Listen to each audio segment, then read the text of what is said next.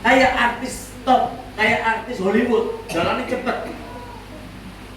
Langsung sampai di mimbar, dia berkhotbah, selesai berkhotbah, asistennya dan pelayan Tuhan begini saudara, mari pastor, mari, tasnya dibawain, langsung jalan cepat, jalannya sigap, sampai di luar langsung pulang.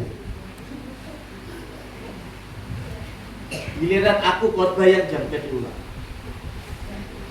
aku duduk di depan, disuruh duduk di depan dong. Saya di nomor 2 tapi suruh pindah nomor depan, di depan ya. Setelah saya khotbah selesai, saya duduk di depan, berdiri di depan pintu sama pendetanya, sama Pak Gembalanya. Shalom, shalom, shalom, shalom, shalom. Begitu saudara.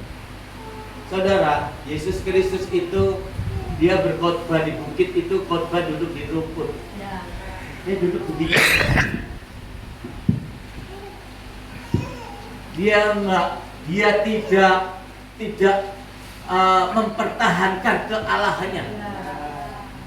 Dia tidak mempertahankan menjaga image ketuhanannya. Dia tidak menjaga image bahwa dia itu Allah dan juru selamat yang punya laut dan bumi. Dia mensejajarkan. Dia merendahkan dirinya. Dia sama seperti manusia, sama seperti kita. Dia berkhotbah duduk di rumput. Dia bilang, teladanilah aku. Aku penuh kasih, lemah lembut, rendah hati dan jujur. Amin. Saudara, banyak pendeta saudara-saudara beli jam tangan 700 juta, 600 juta. Istrinya kalau beli tas 1,2 miliar. Jemaatnya 117.000. Kalau ada persembahan, ada perpuluhan, kurang lebih kira-kira nih 1 bulan bisa 1-2 M. Persembahan, perpuluhan, di dalamnya banyak orang-orang kaya, pengusaha-pengusaha. Ada semi konglomerat di situ. Nah, saudara-saudara terkasih, firman Tuhan berkata, karena kamu adalah kesatuan tubuh Kristus. Kalau satu anggota tubuhmu itu sakit, maka seluruh tubuh akan sakit. Adakah mata berbicara atau mulut berbicara kepada kaki? Karena aku bukan bagian tubuh, uruslah dirimu sendiri. Gak ada saudara. Kalau kaki kita kena paku, aduh, mulutnya teriak, aduh, matanya tertuju kepada kaki yang kena paku itu. Tangannya juga care, peduli, aduh, dikasih obat merah betadine, minum antibiotik, gitu. Kalau kaki sakit, semuanya sakit, saudara. Karena kamu adalah kesatuan tubuh Kristus. Ketika hamba Tuhan ini menggembalakan cuma 30-40 orang, ibadah di tempat yang kecil, lalu ketika jemaatnya itu Tuhan tambahkan, Tuhan berkati pelayanannya, Tuhan berkati, jadi ratusan ribu orang. Tuhan berfirman, muliakanlah aku dengan hartamu. Jadi berkat-berkat Tuhan dari persembahan, dari perpuluhan, di samping untuk kebutuhan gereja, untuk kebutuhan keluarga hamba Tuhan, juga untuk pekerjaan penginjilan, juga untuk membantu gereja-gereja yang lain. Karena kamu kesatuan tubuh Kristus. Firman Tuhan berkata, muliakanlah aku dengan hartamu.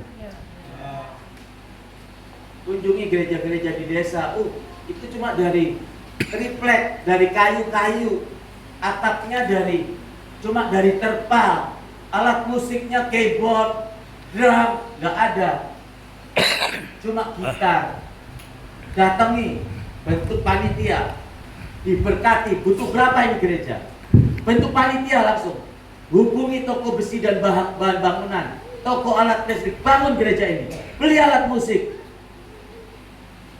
Tanahnya sudah ada luas-luas, bangun.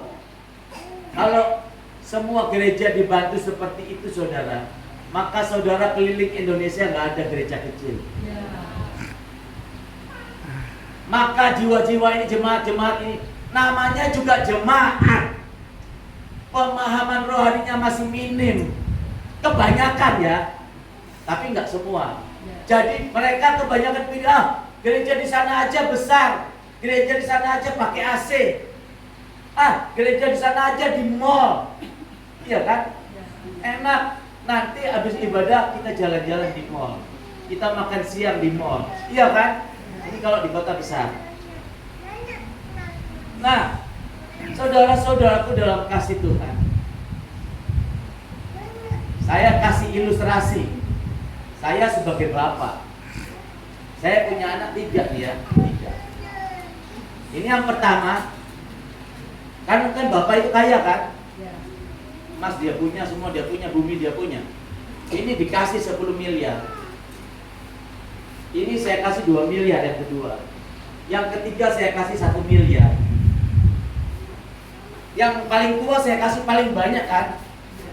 Iya kan? Aku percaya uang yang lebih banyak kepada yang tertua. Aku punya tujuan atau tidak? Sebagai bapak. Punya tujuan ya? Kalau Tuhan bilang muliakanlah aku dengan hartamu, tapi aku sebagai bapak aku pesan, nanti kalau adikmu itu butuh uang buat tender, buat usaha, bantu. Tapi kenyataannya si kakak ini yang dikasih 10 miliar ini nggak peduli sama adik-adiknya. Adik-adiknya akhirnya usaha kecil-kecilan, akhirnya saudara hukum ekonomi, pengusaha yang besar injak pengusaha yang kecil, akhirnya jadi susah, jadi bangkrut. Minta tolong kakaknya nggak bantu, nggak peduli. Anak saya yang 2 lapor nggak ke saya saudara sebagai bapak. Dia berdoa, dia lapor, dia berdoa, Tuhan berkati kami butuh membangun gereja, kami butuh beli drum, kami butuh beli keyboard, berkati kami saudara, Tuhan, supaya kami punya tanah, kami bisa bangun. Dia berseru-seru, dia ngadu kepada Bapak. Bapak aku kira-kira sebagai bapak marah nggak kepada anak yang paling tua, yang ku percayakan berkat uang yang lebih besar? Ku marah lah. Kalau perlu uangnya saya minta, rekeningnya saya blokir dia. Iya kan? Begitu juga Tuhan saudara. Kalau ada gereja-gereja yang diberkati Tuhan melimpah-limpah, dan uangnya untuk memuaskan hawa nafsunya sendiri dan keluarganya sendiri, saudara, hati-hati, nanti firman Tuhan berkata, hanyalah engkau, hei si pembuat kejahatan, karena aku tidak mengenal engkau. Bukankah kamu sudah menerima upahmu ketika kamu di bumi? Di bumi sudah nikmati berkat-berkat uang persembahan perpuluhan yang miliar-miliar itu saudara. Amin. Jadi saudara-saudara, hati-hati. Temanya pagi hari ini adalah tanda-tanda kerohanian yang sejati. Saudara jangan terkesima, saudara jangan mau tertipu dengan baru ibadah. Ku nyanyi haleluya, ku nyanyi haleluya. Udah goncang saudara. Itu bukan tanda kerohanian yang sejati. Tapi bukan salah, bukan yang buruk, bukan yang sesat, bukan ya. Tapi itu bukan tanda kerohanian sejati. Seorang pengkhotbah, sehebat apapun, sebagus apapun khotbahnya, memahami teolog sehebat apapun, bukan tanda kerohanian sejati. Saya ini berkhotbah, semangat, bukan tanda kerohanian sejati. Tapi ingat, bukan salah, bukan sesat, ya. Seorang worship leader ketika mimpin pujian, wah luar biasa, hadirat Tuhan hadir, bukan tanda kerohanian sejati. Saudara, di Kalimantan, tolong anak-anak ya. Di Kalimantan, saudara, ada seorang worship leader. Suaminya seorang pengkhotbah. Ketika dia bertiga bersaudara, dia yang paling tengah, perempuan. Yang pertama dan yang terakhir laki-laki. Ketika tanahnya di Balikpapan itu dibeli oleh pemerintah untuk ibu kota IKN, dibeli 20 miliar. Kokonya, adiknya yang paling kecil tidak dibagi warisannya. Kokonya, adiknya itu sudah gak mau ke gereja lagi. Ngapain gua ke gereja? Adikku aja yang worship leader, yang suaminya pengkhotbah, serakah, tamak, lebih jahat dari iblis. Ngapain gua ke gereja? Coba. Gara-gara adiknya sifatnya serakah, tamak seperti iblis. Kalau di gereja kayak malaikat, sehingga dua kakaknya dan adiknya ini gak mau ke gereja. Kalau orang gak ke gereja masuk surga ke neraka, saudara. Neraka, saudara. Kerjakanlah keselamatanmu itu. Saudara percaya kepada Tuhan Yesus, jadi Kristen, pasti masuk surga? Belum tentu. Kerjakanlah keselamatan itu. Memang keselamatan itu Tuhan berikan sebagai kasih karunia, sebagai karunia anugerah. Keselamatan itu kuberikan kepadamu, bukan hasil jeripayamu. Bukan berarti percaya Yesus pasti masuk surga. Nih, ini bapak ini saya kasih coklat ya, Pak. Bapak harus datang dong, ya Pak ya. Harus hampiri saya. Coba hampiri saya, Pak. Lalu bilang apa? Nah, kasih Pak. Betul nggak? Saudara dikasih karunia keselamatan oleh Bapa, yaitu Yesus Kristus. Mau jadi manusia, disalibkan, menebus dosa kita, kutuk-kutuk kita, penyakit kita. Dia yang kaya adalah jadi miskin supaya kamu jadi kaya. Artinya supaya saudara hidup terpelihara. Nah, kerjakanlah keselamatan itu. Waktu saudara masih berdosa, Bapa memberikan ini, keselamatan diberikan padamu. Firman Tuhan berkata, bukan jeripayamu. Kita belum melakukan apapun. Setelah terima kasih keselamatan, percaya kepada Yesus Kristus, Firman Tuhan berkata, kerjakanlah keselamatan itu. Amin. Amin. Nah, jadi siapa yang ada di dalam Kristus, ia adalah ciptaan baru. Yang lama sudah berlalu, sesungguhnya yang baru sudah datang. Kalau sebagai hamba Tuhan, setelah diberkati melimpah-limpah, dia hanya fokus kepada dirinya dan keluarganya sendiri, hidup mewah. Saudara, ini yang paling celaka. Ini yang paling lebih celaka, saudara. Lalu ada lagi saudara-saudara, hamba Tuhan fokusnya kepada uang, kepada posisi kedudukan. Coba itu pemilihan ketua sinode itu di Jakarta itu, ribuan pendeta dari seluruh Indonesia, dari pulau-pulau, dari kecamatan-kecamatan semua datang ke Jakarta. Pemilihan ketua sinode yang baru, lempar-lempar kursi, naik-naik meja. Itu hamba Tuhan apa anggota partai? Iya kan? Saudara, firman Tuhan berkata, saudara, seorang hamba Tuhan tidak boleh bertengkar.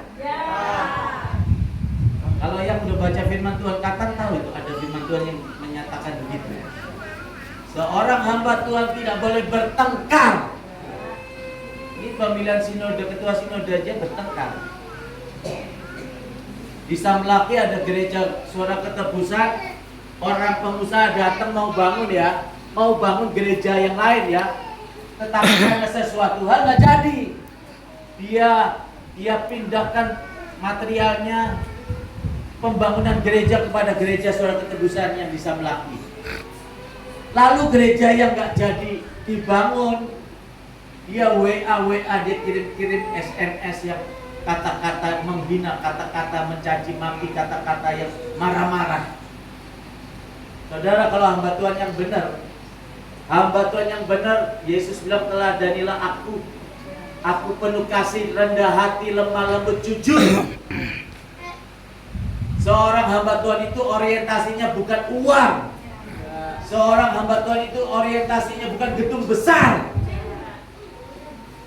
Oh, ada pengusaha datang bangun gereja kita, puji Tuhan. Gak jadi dibangun, puji Tuhan. Itu hamba Tuhan. Saya khotbah cuma 20-30 orang, puji Tuhan. Dikasih PK, puji Tuhan. Gak dikasih PK, puji Tuhan. Itu hamba Tuhan, saudara. Seorang hamba Tuhan hatinya harus tulus, harus bersih. Kata Rasul Paulus, harus suci. Kan kalau ciptaan baru, yang baru sudah datang. Sifat dan karakter Yesus Kristus itu suci, saudara. Tulus. Dia rela nebus dosa kita. Dia gak minta uang kita, saudara. Tulus. Kalau ada pendeta bilang, saudara, persembahkan saya dengan suara Roh Kudus, persembahkan perpuluhan saudara sebelum jam 2 ke rekening atas nama saya, titik-titik. Sebelum jam 2, saudara, kata Roh Kudus. Roh Kudus nggak pernah menginginkan uang kita, saudara. Hati-hati dengan tanda-tanda kerohanian yang palsu, penuh kemunafikan, penuh kepalsuan. Imam-imam dan ahli-ahli Taurat dikecam sama Tuhan Yesus. Hei, engkau orang munafik, engkau mengelabui banyak orang dengan doa yang panjang-panjang. Engkau pakai jubah yang mewah, yang megah, supaya engkau terlihat wah. Sekarang banyak di Jakarta itu, di kota besar, pendeta-pendeta tampilnya mewah. Mewah is okay, tampil keren okay, nggak apa-apa. Tapi jangan sombong. Hatinya harus tulus bersih. Hidup untuk Kristus, mati adalah keuntungan. Ini enggak ngomongnya doang, hidup untuk Kristus, mati adalah keuntungan katanya. Iya kan? Bohong aja, ngomong asal ngomong. Giliran sakit, ketakutan cari dokter yang lulusannya dari luar negeri, dari Mesir, dari Jerman, cari rumah sakit yang hebat, lari ke Penang, lari ke Singapura, rumah sakit Royal Elizabeth. Ada nggak di Alkitab, saudara, yang bilang kalau sakit carilah tabib? Ada? Nggak ada. Bacain saya potong kelingking saya satu. Kalau ada, nggak ada. Yakobus berbicara, barang siapa di antaramu yang sakit, baiklah ia panggil penatua jemaat dan berdoa, diolesi dengan minyak demi nama Tuhan, maka orang itu akan disembuhkan. Amin. Nggak ada cari tabib, nggak ada. Tapi kalau kita sakit, kalau kita pergi ke dokter, kita pergi ke rumah sakit, itu bukan hal yang berdosa. Itu bukan hal yang jahat. Tetapi sebagai hamba Tuhan, firman Tuhan berkata, hidup untuk Kristus, mati adalah keuntungan. Sekarang gini, saudara, Bapak Kabler ini pakai jam tangan ya. Sekarang saya bilang, Pak, jam tangannya saya beli 100 juta. Sekarang juga taruh meja saya beli. Bapak kasih atau tidak? Kasih. Kenapa dikasih, Pak? Mahal. Iya, terus kenapa Bapak kasih? Saya beli 100 juta. Iya, kenapa? Dikasih itu kenapa? Untung ya, untung. Untung banyak ya. Hidup untuk Kristus, mati adalah keuntungan. Kalau saya jangankan mati 20 tahun lagi, 30 tahun lagi, 10 tahun lagi, besok saya mati, saya untung, saya bersuka cita. Amin. Jadi kalau sebagai hamba Tuhan, kalau masih takut mati, jangan jadi hamba Tuhan. Biar khotbah saya masuk di YouTube. Sakit, katanya dibawa ke surga. Ketemu Tuhan Yesus 2 kali, suruh membawa kesembuhan ilahi di bumi dengan minyak urapan. Jemaat rebutan minyak urapan. Giliran dia sendiri sakit, seharusnya dia juga pakai minyak urapan, berdoa. Tapi enggak, dia pergi ke rumah sakit di Singapura, rumah sakit nomor 1 yang paling bagus, Royal Elizabeth. Toh mati juga. Firman Tuhan berkata hidup dan mati seseorang ada di tangan. Kalau Tuhan bilang belum mati, nggak akan mati saudara. Walaupun jatuh dari pesawat. Hidup dan mati ada di dalam tangan. Nah, saudara, itu adalah kemunafikan ilahi, kemunafikan rohani. Itu adalah pendustaan rohani. Ada lagi di YouTube saudara lihat ya. Nanti touch orang yang kejam-kejam, menggelepar-gelepar di jalan. Apa? Touch begitu, menggelepar-gelepar di kejam-kejam. Saudara, jangan fokus kepada hal-hal yang lahiriah. Touch yang di atas sana berjatuhan.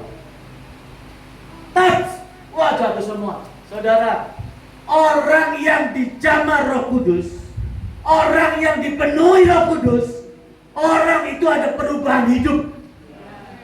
Suka beribadah, suka menyembah Tuhan kalau di rumah, suka baca firman Tuhan kalau di rumah, suka beribadah. Amin. Apa itu dijamah? Bab jatuh. Tapi ke gereja bolos-bolos, I don't believe it. Baru berdoa selama, tapi ngomongin orang, iri hati, benci, sombong, I don't believe it. Tidak tahukah kamu bahwa tubuhmu adalah bait Allah, tempat Roh Allah diam dan tinggal di dalam kamu. Karena aku kudus, hendaklah kamu kudus. Persamaan apakah terang dan gelap? Persamaan apakah penghulu setan dengan Roh Kudus? Saudara, tidak mungkin orang itu dipenuhi Roh Kudus, tapi iri hati, tamak, serakah. Seperti tadi seorang worship leader, giliran ada warisan dikuasai sendiri. Jangan percaya saudara. Ujilah setiap roh, dari buahnya kamu dapat melihat. Buahnya apa saudara? Suka beribadah, penuh kasih, rendah hati, lemah lembut, jujur, hatinya bersih, tulus. Gak motivasi uang, gak pengen terkenal, gak haus kedudukan. Amin. Mau makan di warung yang murahan di pinggir jalan, yang cuma pakai tenda, makan 20.000, oke. Mau makan yang satu piringnya 700.000, oke. Mau naik kapal laut, mau naik feri kelas ekonomi, oke. Mau naik pesawat, oke. Terserah bos di atas segala bos. Terserah bos kita saudara. Seorang hamba Tuhan itu nurut sama bosnya, taat, setia sampai mati. Amin. Jadi saudara-saudara harus tahu, kita hidup di zaman akhir. Akan tampil si pengejek, akan tampil guru-guru palsu, akan tampil nabi-nabi palsu. Ada pendeta besar sekarang bilang, saudara mau Islam, mau Kristen, mau Hindu, mau Buddha, saudara, kalau saudara sekarang main judi, main perempuan, lalu saudara bertobat, sembahyang, Allahu Akbar 5 waktu, Walaupun saudara tadinya Kristen terus masuk Islam, sekarang saudara hidupnya nggak benar, terus saudara Allahu Akbar, saudara insaf, saudara masuk surga. Apa itu kalau pendeta bilang begitu? Firman Tuhan berkata keselamatan itu hanya di dalam Yesus Kristus. Tidak ada satu manusia pun di kolong langit ini yang bisa masuk kerajaan surga tanpa melalui Yesus Kristus. Itu iman kita. Jangan digoyahkan oleh pengajaran-pengajaran sesat. Kita harus toleransi. Imannya orang di luar sana bagaimana sembahyang 5 waktu, it's okay. Bagus, it's okay. Mau sembahyang di apa lagi itu kalau orang Buddha itu wihara. Oke, terserah mereka. Kita harus menghargai. Kita harus mengasihi mereka. Tapi kalau kita yang ditanya hanya di dalam nama Yesus Kristus, kita diselamatkan.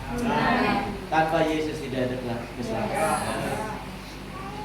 Lalu ada lagi apologet bilang, Bapa, Anak, dan Roh Kudus itu satu, tapi 3 pribadi yang berbeda. Saya nggak sepakat, saudara. Saya, Pak Kableru dengan Pak siapa? Pak Freddy, kita bentuk satu ministry. Kita unity, kita berjanji sehidup semati, unity terus bersatu. Kita kesatuan. Betul kan? Pribadinya kan beda. Ada 3 pribadi. Sifat karakter saya beda sama Pak Freddy, berbeda dengan Pak Kableru. Kalau Bapa, Anak, dan Roh Kudus satu, tapi 3 pribadi yang berbeda, itu gimana, saudara? Firman Tuhan berkata, Aku dan Bapa adalah satu. Yesus yang berkata itu, saudara. Aku dan Bapa adalah satu. Akulah Tuhan. Amin. Jadi saudara kalau lihat-lihat di YouTube, khotbah saudara, hati-hati. Amin. Oh, praise the Lord. Haleluya. Haleluya, haleluya. Haleluya, haleluya. Haleluya, haleluya. Bagaimana saudara-saudara kalau banyak gereja-gereja besar dia berkata begini, saudara, aku sewa gedung gini, gereja ini 200 juta 1 tahun. Saya harus undang pendeta-pendeta besar dan yang terkenal supaya banyak jemaat-jemaat datang, sehingga biaya sewa gedung ini terpenuhi. Aku tidak rugi, aku tidak bangkrut. Saudara-saudara, kalau seperti ini gimana, saudara? Ini bisnis, bukan restoran atau apa? Iya kan? Saudara, Allah kita itu Allah yang kaya. Kalau kita disuruh buka gereja, menggembalakan domba-domba Tuhan, pasti semuanya dicukupkan. Amin. Firman-Nya ada. Adakah seorang bapak ketika anaknya minta telur dikasih ular? Adakah seorang bapak ketika anaknya minta roti dikasih batu? Tidak ada, bukan? Kalau bapak di bumi yang jahat tahu berbuat baik, terlebih lagi aku bapamu yang di surga. Amin. Amin. Dia sudah membuktikan kasihnya.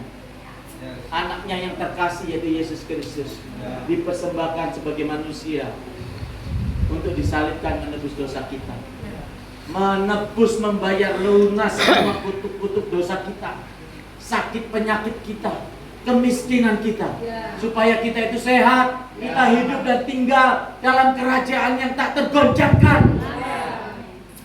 Kalau nanti di akhir zaman ini ada sakit penyakit malapetaka, Tuhan sanggup menyelamatkanmu.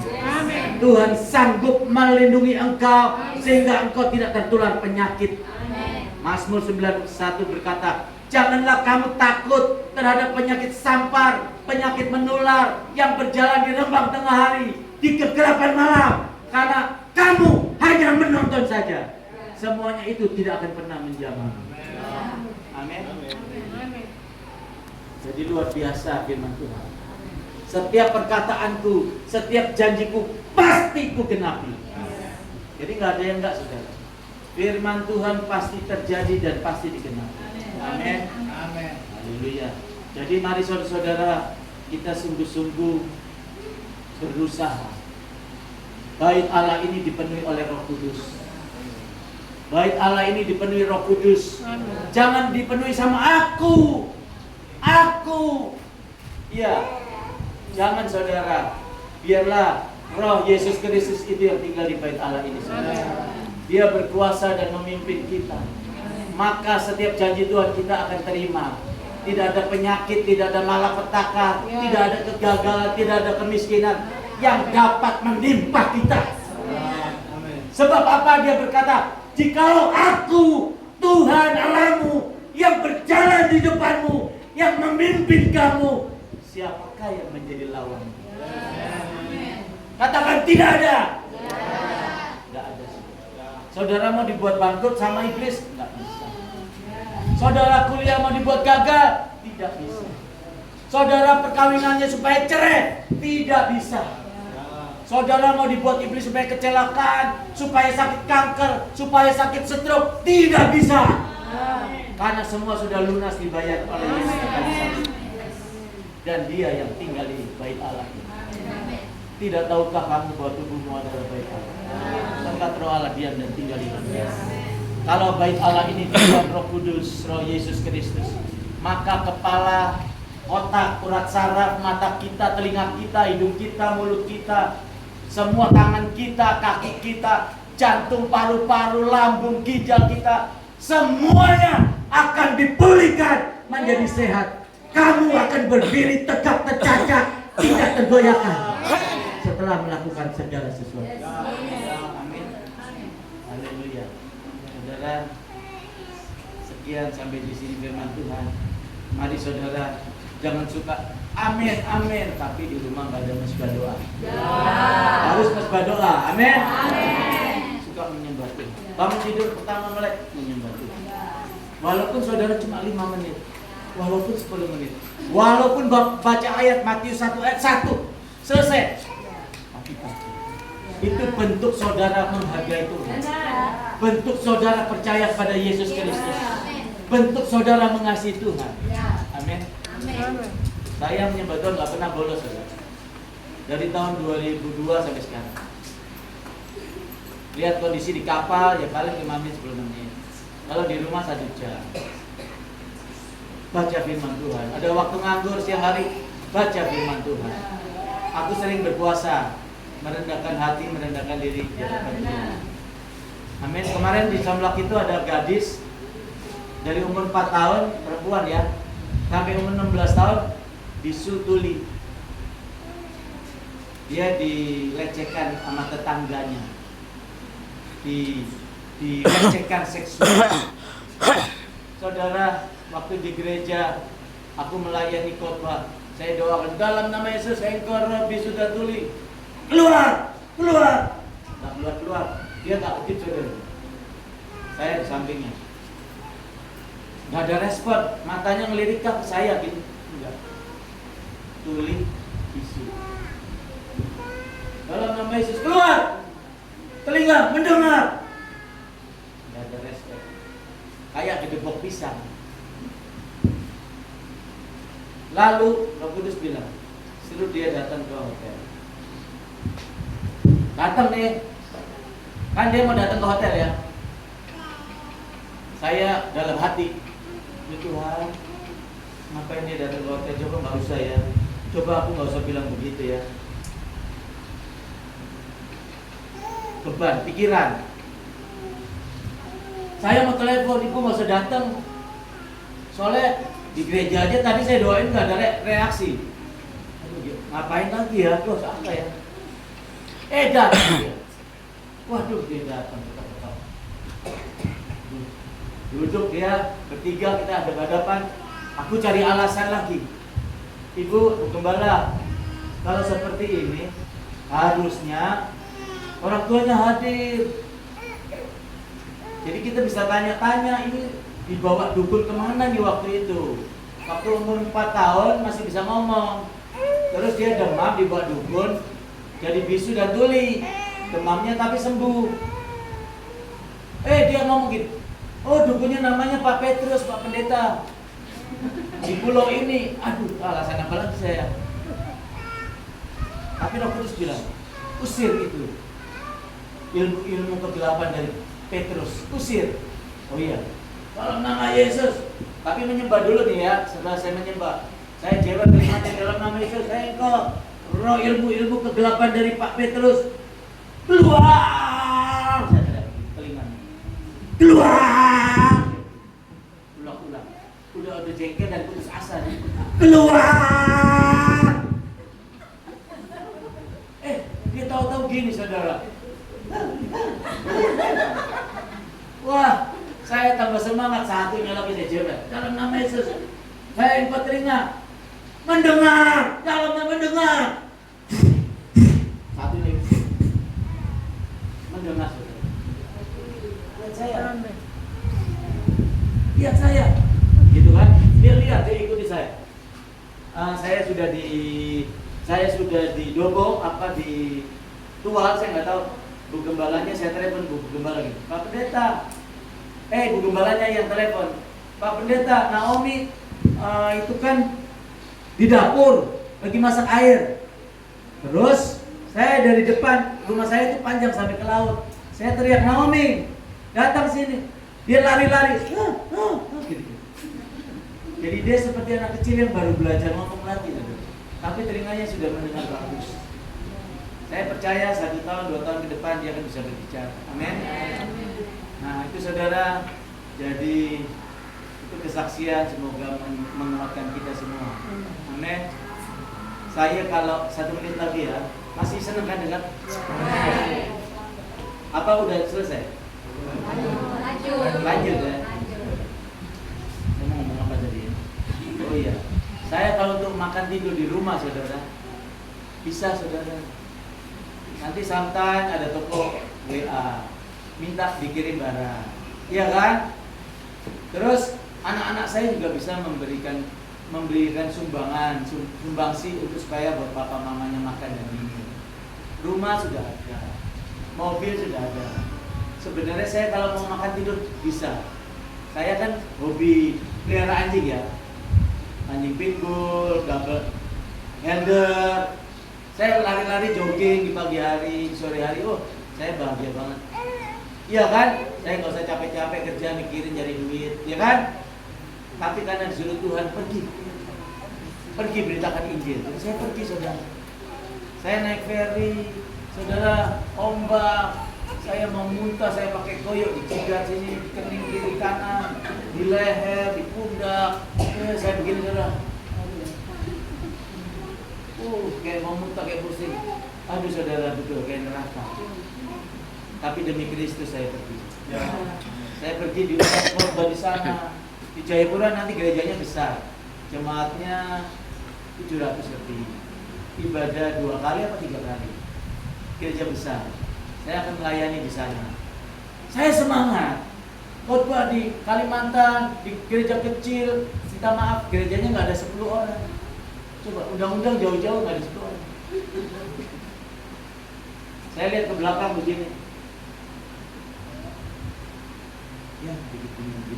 Ngundang bro, ini pendeta nggak ini kali nih, nggak punya pikiran kali ya. Dalam hati loh, undang gua nggak ada 10 jemaatnya. Jauh-jauh gua naik pesawat.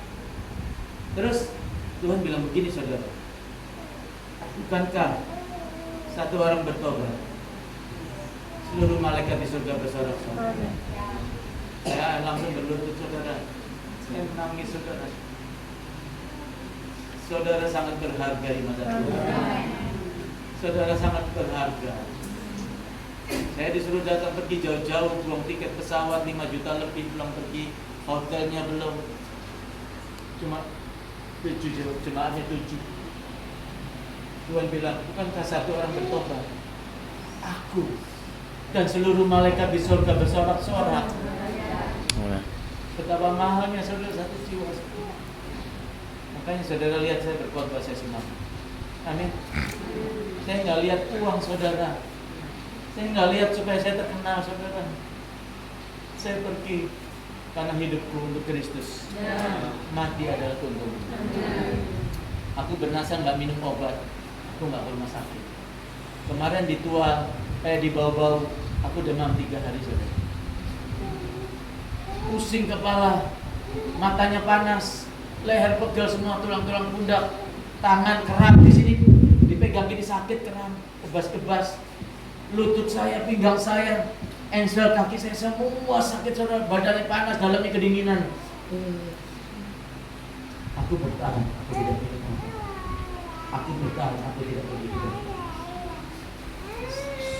Mulutnya ini nggak bisa ngecap makanan, udah nggak enak. Hidung saya nggak bisa cium ini asam, wangi atau bau kentut apa nggak bisa.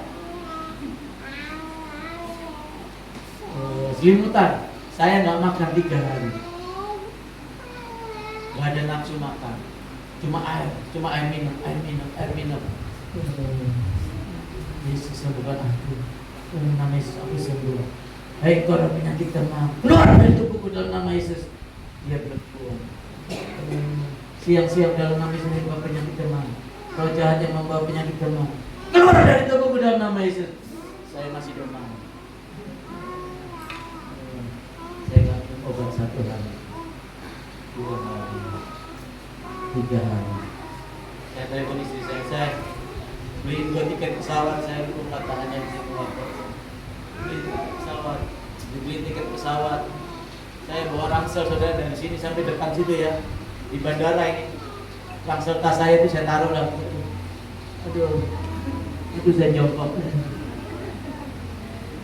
Nanti udah 5 menit, ransel diangkat lagi, jalan lagi, baru sampai depan sana lagi, istirahat lagi. Aduh, rasa pinggang patah, rasa demam. Saya bertahan dengan minum obat. Saya akan bernasar nggak minum obat, nggak mau ke rumah sakit. Karena apa saudara? Firman Tuhan berkata, ketika Lazarus sudah busuk 4 hari, dia sudah mati. Tuhan Yesus berkata, Lazarus, keluarlah engkau. Lazarus keluar saudara. Buka ikatan kain kafannya itu, mandikan dia, kasih makan dia. Lazarus hidup. Tuhan Yesus hanya berteriak, Tuhan Yesus hanya mengeluarkan perkataan-perkataannya saja. Orang yang sudah busuk, sudah mati, bangkit dari kembali. Banyak orang, amin. Banyak pendeta-pendeta, amin, amin. Begitu dia mengalami sakit penyakit, sudah berdoa nggak sembuh, dia pergi ke rumah sakit. Dia pergi ke dokter. Dia lebih pilih, kalau dia ke dokter, kalau dia ke rumah sakit, saya katakan, dengar ya, saudara sedang meragukan firman Allah. Saudara sedang mencari pertolongan kepada pihak lain. Betul nggak? Betul kan? Saudara sedang mencari pertolongan kepada pihak lain. Cari dokter, cari rumah sakit yang bagus. Tapi nggak dosa, tapi nggak salah. Cuma sebagai hamba Tuhan yang katanya dipakai Tuhan, disuruh Tuhan membawa kesembuhan ilahi di bumi. Ya, pendeta-pendeta besar yang terkenal seharusnya dia hidup apa yang firman Tuhan katakan, apa yang firman Tuhan tulis. Ketika Tuhan Yesus katakan, Lazarus, bangkitlah, keluarlah kamu. Lazarus yang sudah busuk 4 hari, yang sudah mati, hidup kembali. Amin. Harusnya kita cuma berkatakan. Firman Tuhan berkata, katakan kepada gunung itu supaya beranjak dan tercampakkan ke dalam laut, asal tidak bimbang hatinya, melainkan percaya bahwa apa yang kamu katakan itu akan terjadi dan terjadi bagimu. Yesus bilang, apa yang kamu katakan itu akan terjadi dan terjadi bagimu.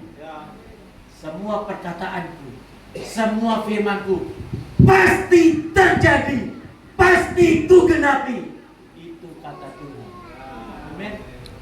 Kalau hamba-hamba Tuhan giliran sakit, dia ke dokter, dia ke rumah sakit, dia lebih baik memilih ada di zona aman. Iya kan, betul nggak? Mereka memilih berada di zona aman. Kalau hamba Tuhan harus menyatakan firman Tuhan dong. Lakukan firman Tuhan itu. 1 titik pun lakukan. Kebenaran firman Allah itu 100%, bukan 97%. 100%. Kebenaran Allah itu harus 100%.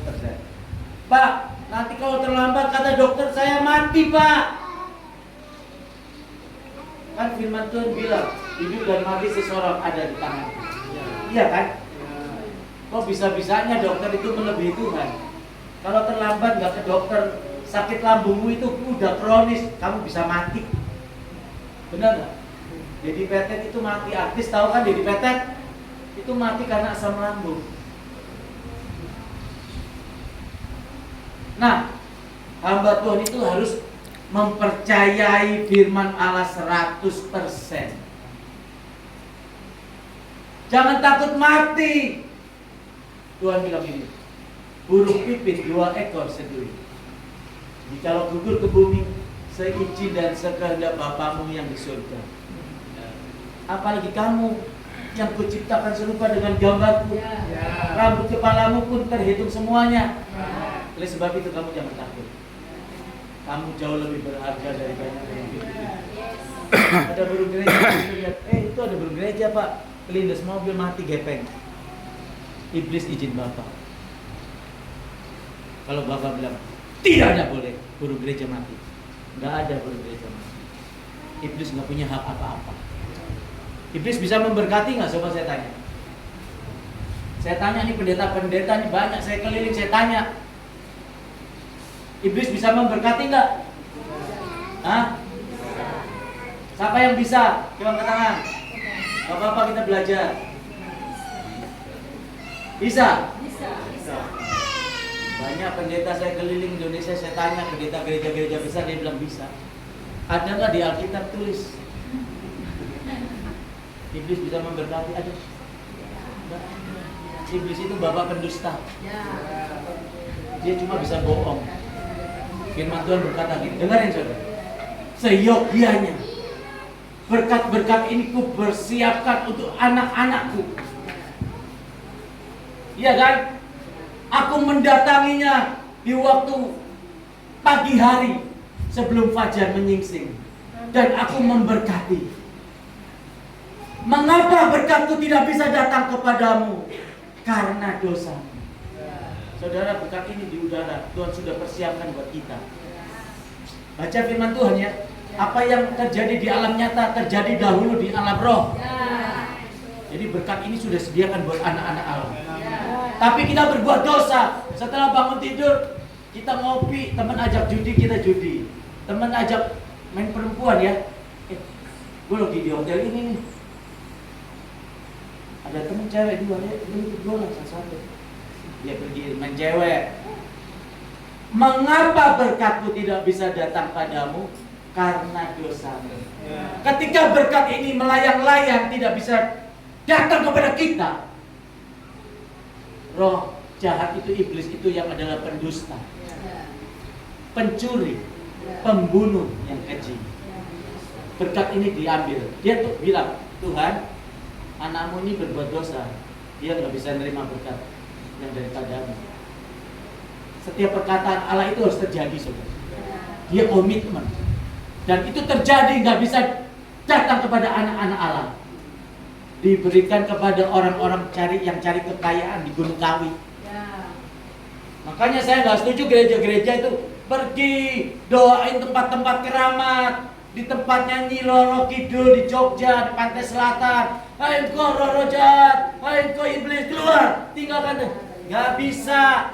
Allah tidak berurusan dengan benda mati. Datangi orangnya, kasihi, sayangi dia, tolong dia, kasih firman Tuhan, dia akan bertobat. Ngapain kita doa di gunung sana, di pantai-pantai di laut? Kau iblis, keluar, pergi. Iblis jangan buat tempatnya di sini kok. Di Gunung Kawi, zaman kakek saya, opa, oma saya, banyak orang Cina, orang Jawa, orang dari mana aja cari kekayaan di sana. Gereja selalu berdoa sana. Banyak gereja datang berdoa. Sampai papi mami saya masih ribuan orang datang di Gunung Kawi cari kekayaan.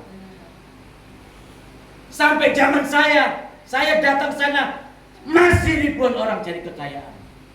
Kira-kira Gereja-gereja yang berdoa sana sia-sia apa enggak? Sia-sia. Kalau mau memenangkan jiwa, datengin orangnya. Jadilah sahabat, kata firman Allah. Adakah seorang sahabat yang tidak mendengarkan nasihat dari sahabatnya? Gak ada. Sahabatnya ngomong dengar, nurut, betul nggak? Sahabatnya aja ke gereja mau. Namanya sahabat udah dideketin. Banyak pendeta-pendeta juga lihat iblis bisa memberkati. Iya kan? Gak ada. Mana Alkitab tunjukkan saya. Bumi aku punya, kata Tuhan. Burung di udara, di padang belantara, di bawah air, langit, gunung, lautan aku punya. Umur panjang di tangan kananku, emas perak di tangan kiriku. Iya kan? Iblis mana? Iblis mau memberkati, dia firmannya mana? Apakah dia bilang aku punya emas? Malah pendeta jawab gini, saudara. Waktu Tuhan Yesus ada di gunung, iblis datang, kalau engkau menyembah aku, dunia dan gemerlapannya aku berikan kepadamu. Hanyalah engkau iblis, engkau hanya sujud menyembah kepada Tuhan Allahmu saja. Iya kan? Lalu iblis pergi. Dia tahu bahwa Yesus yang sebagai manusia dicobai kan, suruh nyembah dia. Kekayaan gemerlapan dunia diberikan kepada dia. Yesus tahu, hanya engkau iblis, hanya kepada Tuhan Allahmu engkau sujud dan menyembah. Iblis kabur. Kenapa? Iblis tahu belangnya. Iblis ketahuan belangnya, bahwa dia nggak punya apa-apa. Dia tidak punya apa-apa. Amin. Jadi salah kalau iblis bisa memberkati. Kalau di gereja ada hamba Tuhan, Roh Kudus itu masuk memenuhi. Di Gunung Kawi sana juga ada hamba iblis. Iblis merasuki orang. Iblis bisa merasuki orang nggak? Bisa. Orang kerasukan. Orang dimasuki roh 2000 roh jahat. Yang di Gerasa itu kan, tahu kan? Mau tahu orang yang dirasuki roh jahat? Gampang. Dia males ibadah. Dia suka gampang maki-maki orang, marah-marah orang. Sebagai suami atau sebagai istri tidak setia, bahugel, suka berjudi, tidak memiliki kasih, munafik, iri, ngomongin sana, ngomongin sini, benci sana, benci sini. Iya kan? Orientasi pikirannya uang, kedudukan. Nah itu gampang. Mau tahu orang dirasuki roh jahat itu gampang. Ini Roh Kudus yang bertata di Pak Andri ini atau iblis? Gampang, saudara. Gampang. Dan ujilah setiap roh, dari buahnya lah kamu dapat melihat.